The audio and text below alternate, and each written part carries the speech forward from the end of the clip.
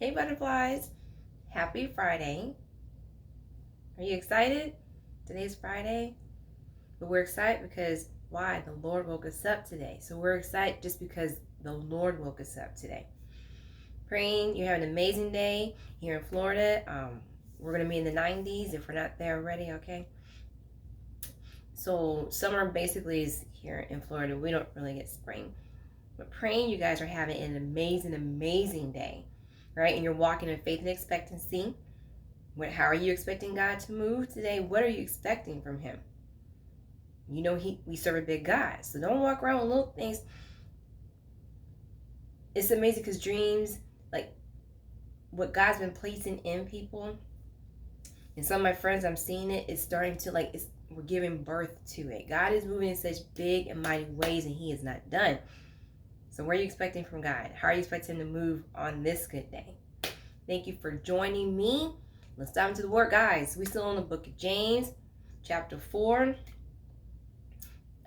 Hit at me. I felt like I was being called out, but that's needed, right?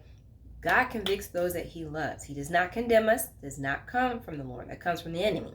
Condemnation comes from the enemy. Conviction comes from the Lord.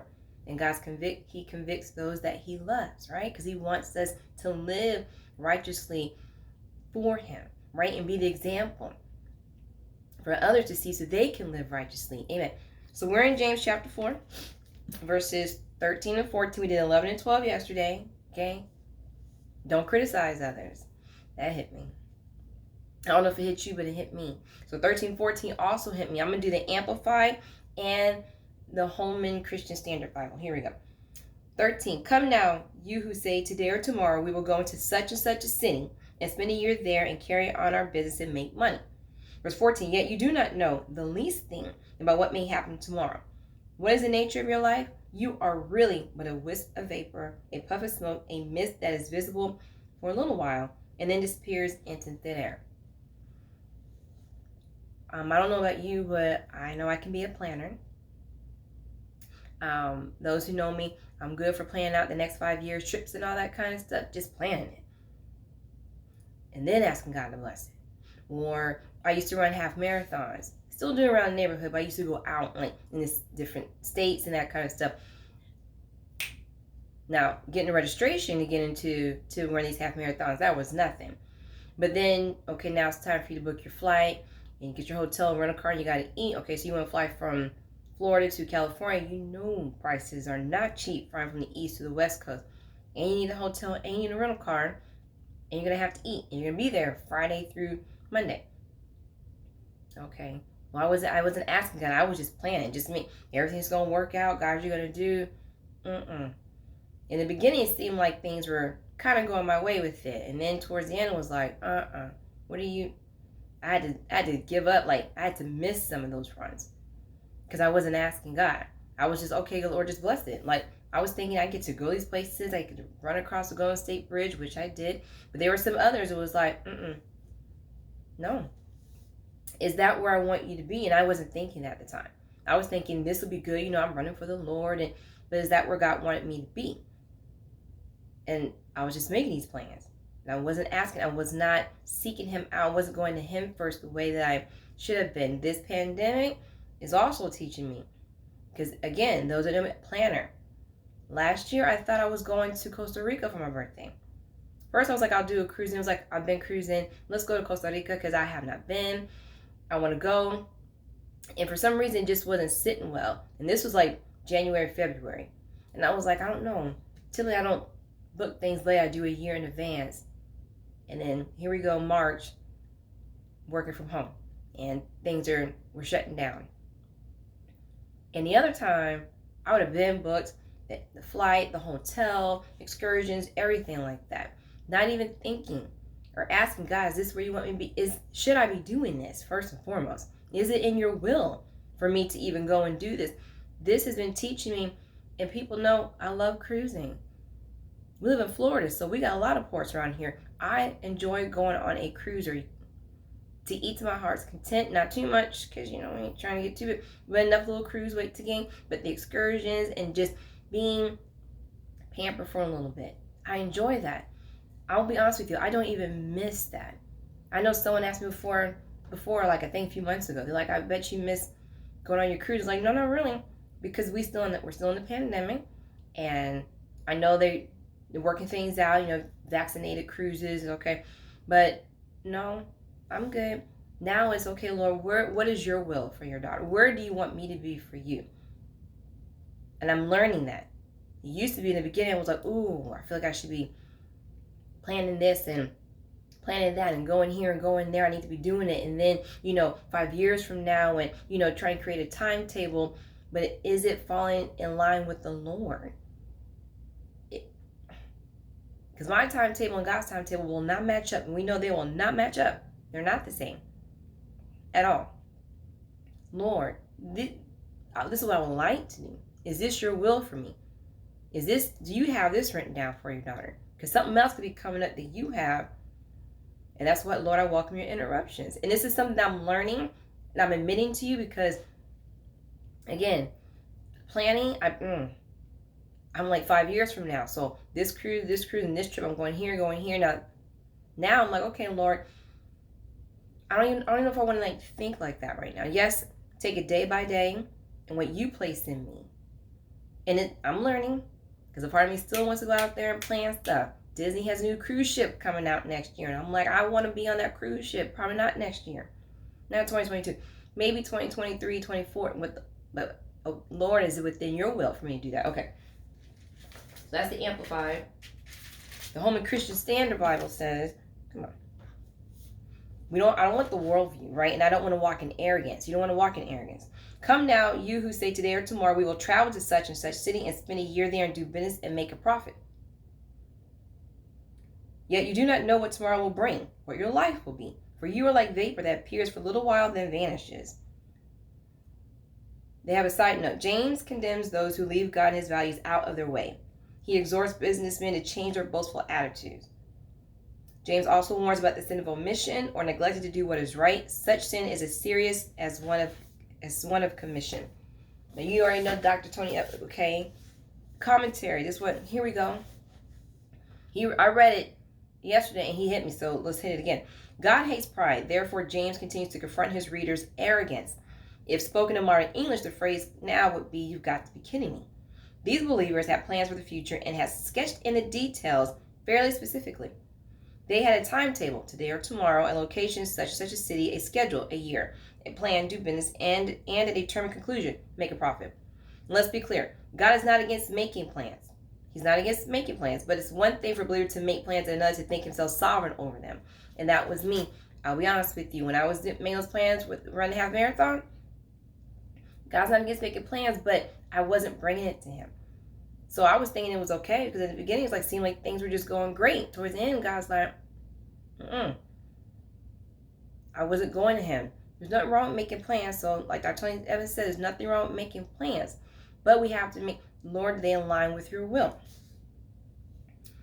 But it's one thing for a believer to make plans and another to think himself sovereign over them. After all, you do not know what tomorrow will bring. I'm telling you, if this pandemic's not taught me a lot, but this. And I've told some people, like, you know what?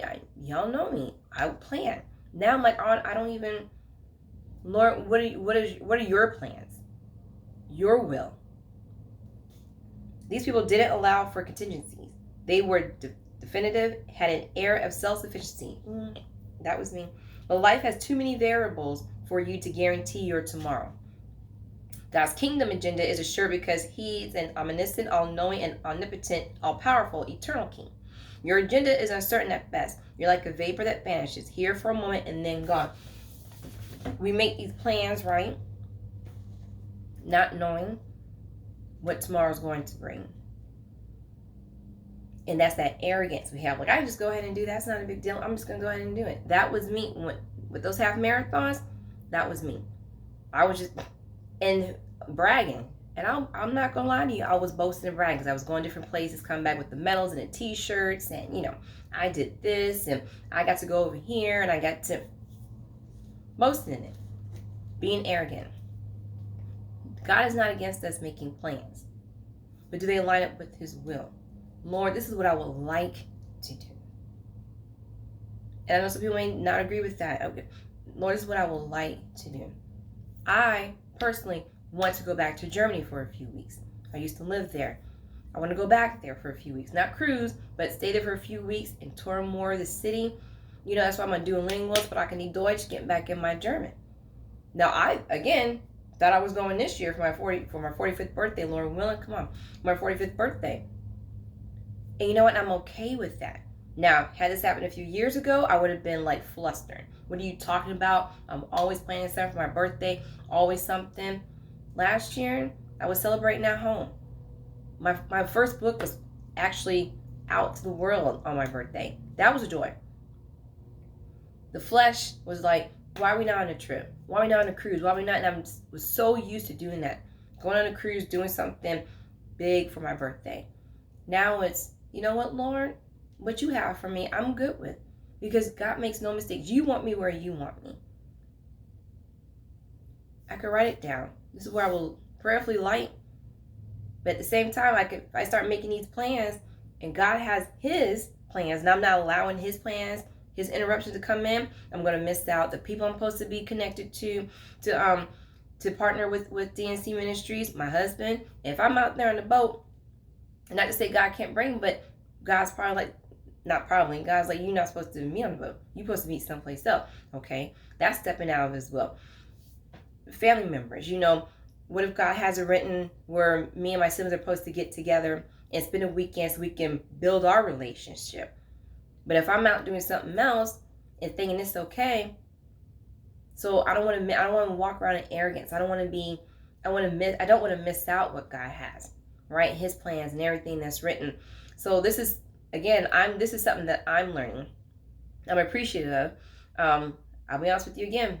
A few years ago, I would have been like, oh, Lord, you know, I'm always like 2 years from now. Okay, so I'm going to do this. And I would say, I am going to. No.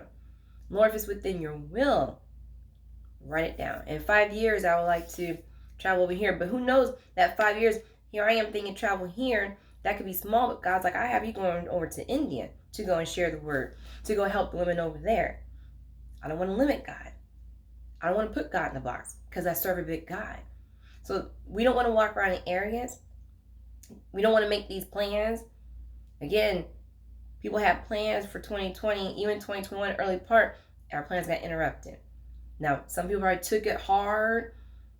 For me, it was like, this is a lesson for me. I have not planned not one trip, have not booked anything, and I feel good about that. I don't feel bad. I don't feel like, oh my gosh, I'm missing out. I know I'm not missing out because I'm working on some things here, and I'm seeing that flourish and manifesting. So I'm not missing out. I feel like I'm right where God needs for me to be and to do for him, and I'm thankful for it. So let's not walk around in arrogance. God's not against our planning, but we need to make sure that we go to him first with it, and that just not go and say, I'm going to do this. I would like to. Lord, I would love to go to these places. I would love to go here. If that's within your will, if that's what you have planned out, God has to come first. Seek him out first. He has something better. We think here, oh, yeah, I just want to go to Montana. He's like, I'm trying to get Montana. You go to Brazil, Rio de Janeiro. I got you. I need you to go speak over here. Don't limit God. We serve a big God. Okay, we're not walking in arrogance. God is not against our planning, but we have to submit to him first. Seek him out first. His plans are better than ours. Amen. Y'all, thank you so much for tuning in. Enjoy the rest of your Friday. Expect good things, big things to happen. Check your email. Check your bank account. You probably got a deposit up in there. Check your email. You probably got somebody wants to interview you. Okay, somebody wants to take a picture of you because you're about to grace the cover of Essence Magazine. Let's speak this into existence. Amen. Okay, someone wants you to come speak somewhere. Check your mailbox. Okay, send an encouraging text. Call somebody. Let them know how much you appreciate them and that you're thankful that they are playing a part in your life, or they have played a part in your life to help you where you are right now. You guys are awesome. Love you all. We'll do this again tomorrow. Bye.